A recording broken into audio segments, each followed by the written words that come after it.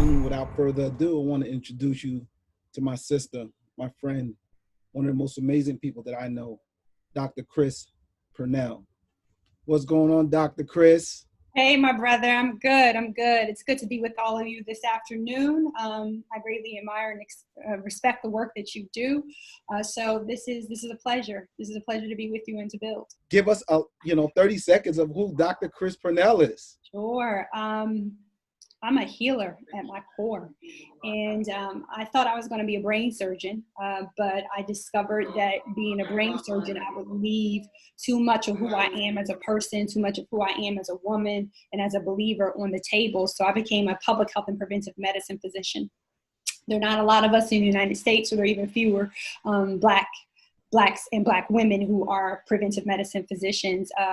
I love my people. I was raised by my father, who I lost to this pandemic. Believe in Black power, believe in Black excellence. I know that health justice and health equity are paramount for our people, not just in America, but globally. And so I do a different type of medicine. I don't treat patients directly one-on-one. I treat systems. I treat systems and look for ways to hold systems and institutions accountable, so that folks can achieve the fullness of health and well-being. In addition to being a physician, I teach. I've taught at the graduate level, the undergraduate level. I'm about to have an appointment at Rutgers, New Jersey Medical School, so teaching is near and dear to my heart.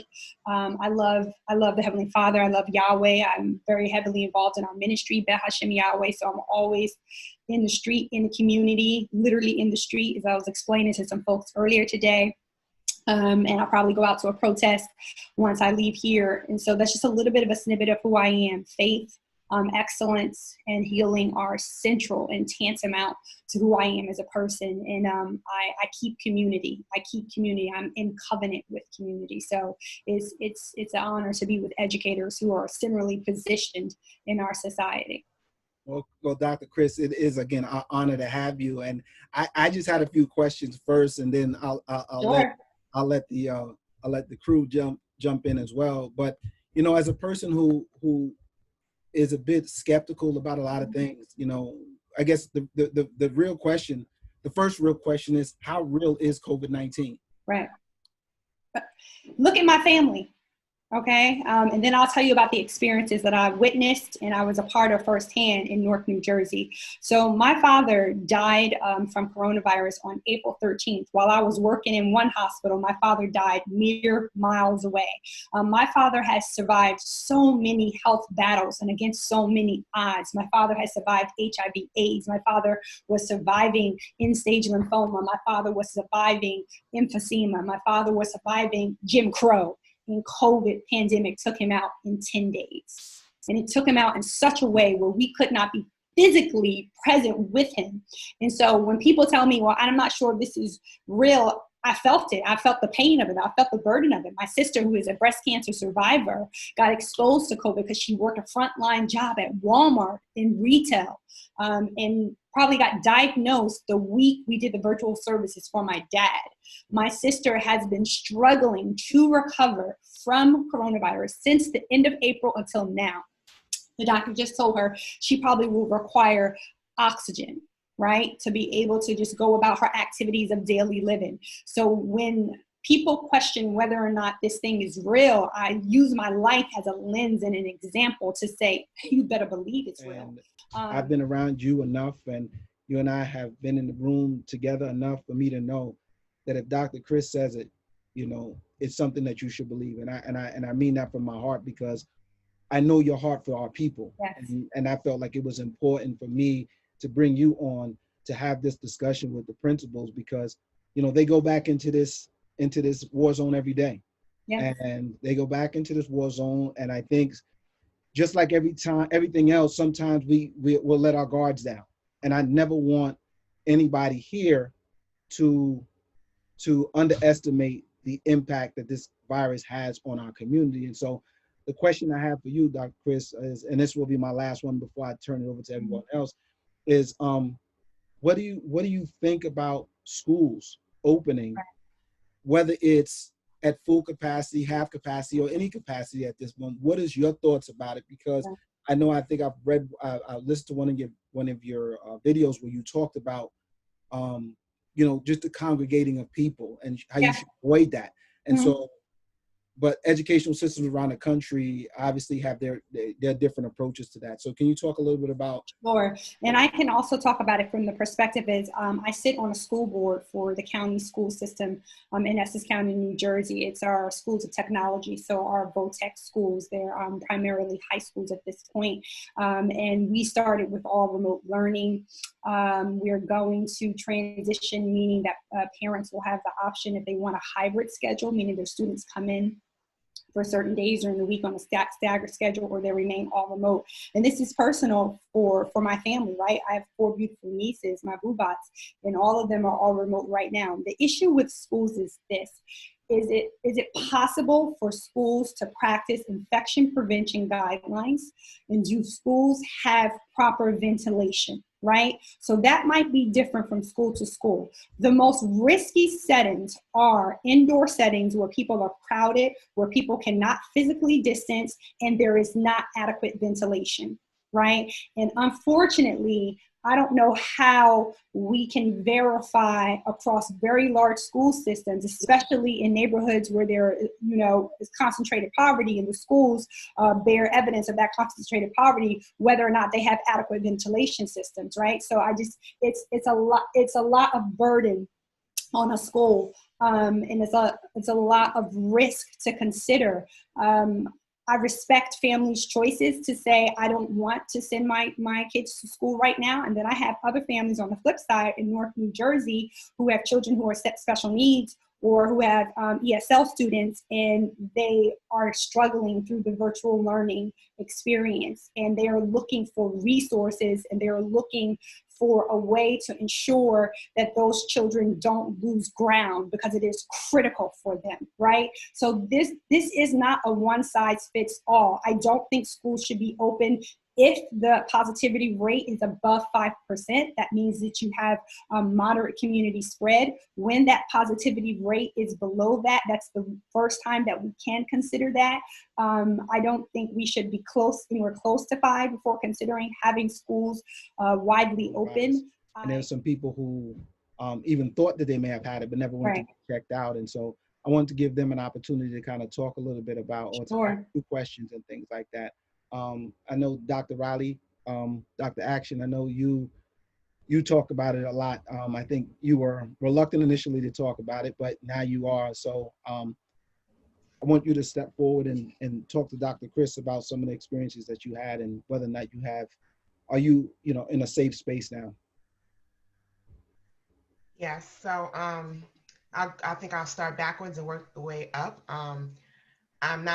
I still have some after effects of the virus from, I think they call it COVID toes, where you have a lot of tingling on the bottom of your toes and the bottom of your fingers, on your nervous system, to the point where it'll start tingling, then it'll hurt real bad and it'll feel really numb, and it's a really painful feeling. But I've been able to take allergy medicine, so that has been a help to go away. So now I can recognize when it's starting to happen in my body, and I'll go ahead and take some allergy medicine. It's generic allergy medicine, but once I start feeling the tingling, I'm like, it's about to happen, so I'll take it.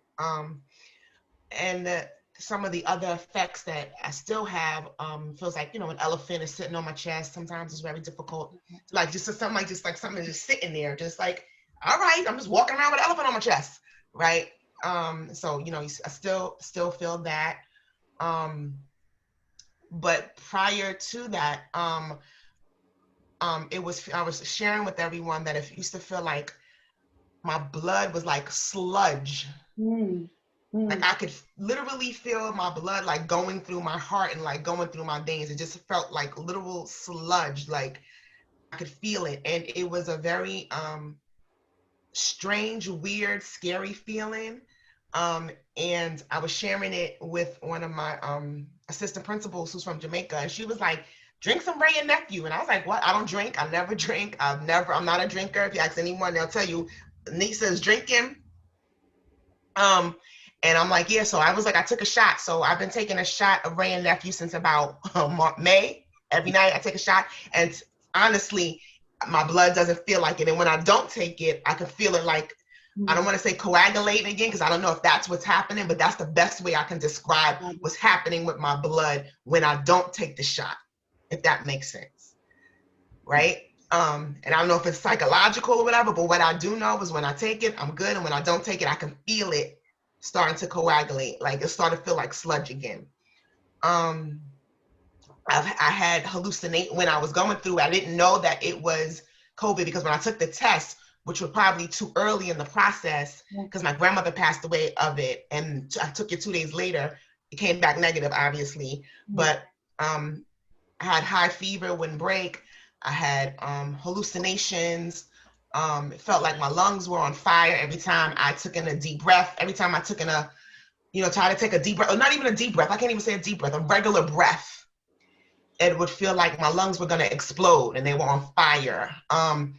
The best way I can describe it is, how when you blow oxygen onto a fire and it starts to go, that's what it felt like with inside of my lungs. And it just spread throughout my I could feel it going through my dendrites, and I would just not take a breath because I was concerned that if I took even more air in, that my lungs were going to burst. And because, let me stop you for a second, because I want to tell you something, sister. We've been praying for you, and it's hurting my heart. And I also want to take a second to shout out the good Dr. Chris Pernell. You are amazing. But right about now, I want to bring in my brother Damon Dash also, so he can enter the building. And trust me, man, I love all my OSG family.